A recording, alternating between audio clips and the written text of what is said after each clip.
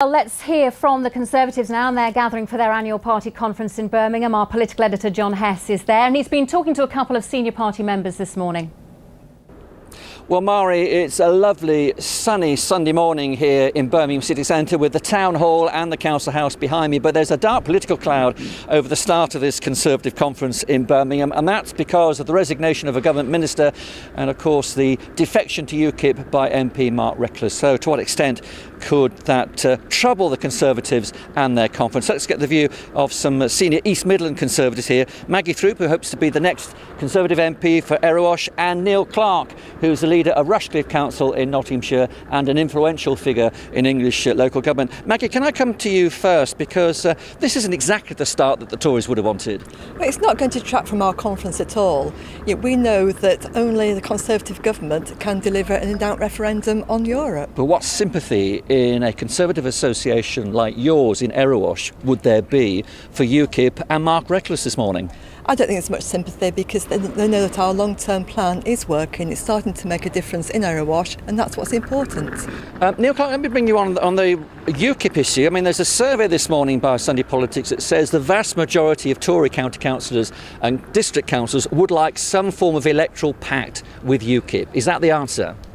Well, I don't really know. I think that's something that we need to talk about later. What's really important is the Conservatives put their positive message across. We've got a lot of good news, and as Maggie has said, we have the guarantee of a referendum, and it's important that people vote Conservative, because if they vote for UKIP, then they let Labour in. And we want to keep going with our Conservative message. But you must be concerned about UKIP. I mean, are they poaching Tory councillors, even in the East Midlands?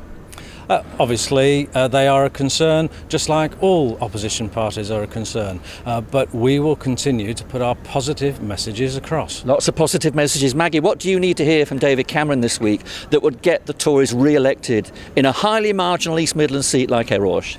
Well, we've seen over the last few years with our plan that we're making products again, and that's seen across the East Midlands with Bombardier and Rolls-Royce. Manufacturing, yeah, making products, and we're seeing that also with some of the Erewash specialist manufacturers, Boltex, Clooney Lace, Tech Equipment, and that's really good news. But are people seeing the benefit of this revival? Yes, they are.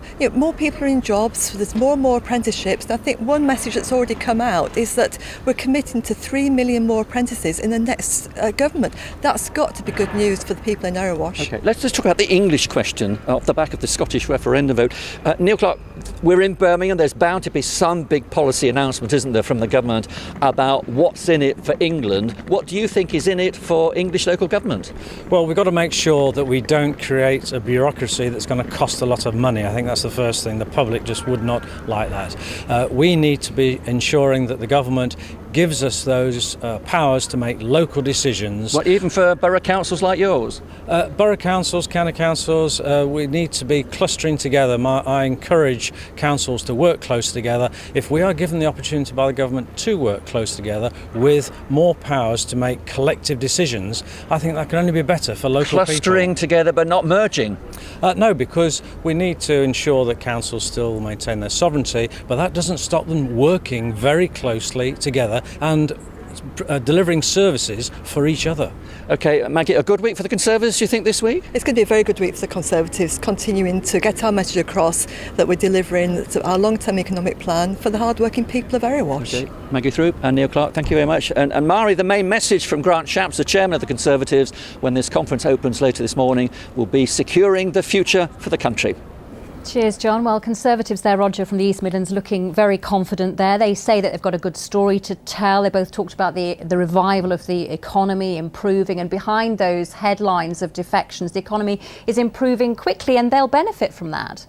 Well, the economy is improving, and we should all be glad of that. It's taken a long time. They're not getting the deficit down. But I mean, you refer to their confident messages. I mean, they are whistling in the wind. And I particularly want to pick up this point that only a Conservative government will give you a referendum. As Mark Reckless said yesterday, and I've been saying for months, Cameron is just using this promise of a referendum and a renegotiation to kick the issue of Europe into the long grass till after the general election. I've been in Brussels for 15 years. I know there's no renegotiation renegotiation going to happen. He will come back just like Harold Wilson did, with a couple of cosmetic changes, and on the back of that he will ask the British people to vote to stay in. Okay. That's not the referendum we want. We want a straight in-out referendum. But Neil Clark also saying that if people do vote for UKIP, it's a way of letting Labour in. Absolutely not. It was true at the beginning of UKIP that we tended to take more support from the Conservatives than from Labour. We've just had our conference in Doncaster, in Ed Miliband's patch, in Labour heartlands. Look at our results in Rotherham. Look at our results in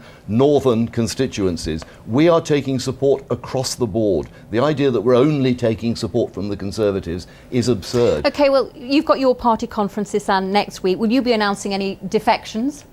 No, we won't be announcing any defections. What we will be announcing is a strategy, and in particular our environmental policy. We're announcing a new 5-point plan, which will be coming out very shortly, and that will address issues which are very important to people. Is that the way to carve out a role for yourself here in the East Midlands?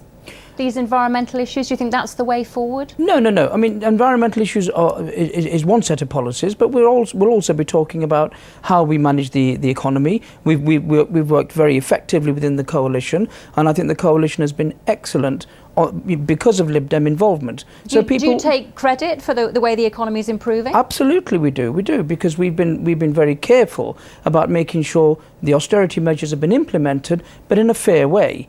And so we are the people who have kept control of some of the Tory excesses, and we do take credit for that. OK, well, Roger, we heard this week that UKIP have been contacting Conservative councillors in Charnwood. Are you speaking to Conservative councillors? To other Conservative councillors? I am not personally speaking to any well, is the Conservative. party talking to them? As a party, we are very happy to talk to both Conservative and Labour councillors. And bear in mind, again, I stress, we are getting a lot of support from former Labour supporters. Our chairman in the East Midlands is a former Labour councillor. So, I reject the premise of your question that we would only be, or the suggestion that we would only be talking to Conservatives. You'll be talking to whoever will listen. We are keen to talk to people across the board. We are not right, we are not left, we are common sense. OK, well, rumours today that you actually have a third man, another Tory MP about to defect.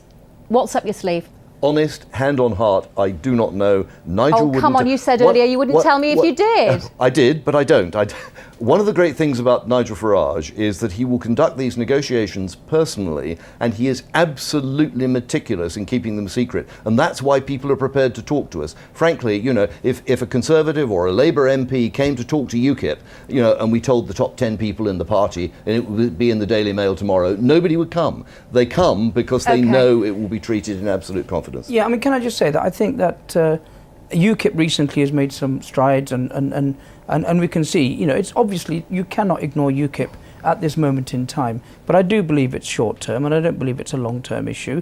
The biggest threat that UKIP places is to the Conservative Party, and I do think David Cameron is extremely worried about the impact of losses for the Conservative Party, and I don't agree that your impact will be as bad. So the Lib Dems aren't as worried, is what you're saying? Well, our voters are not the traditional sort of voters that would vote for UKIP, and I would take question with anyone that says that Lib Dem voters will be voting UKIP. We do have Lib Dem councillors who've joined us, by the way. Well, maybe you have, but it's not in the same scale in comparison to the Conservatives. There's not such a big group out there to join us, is there?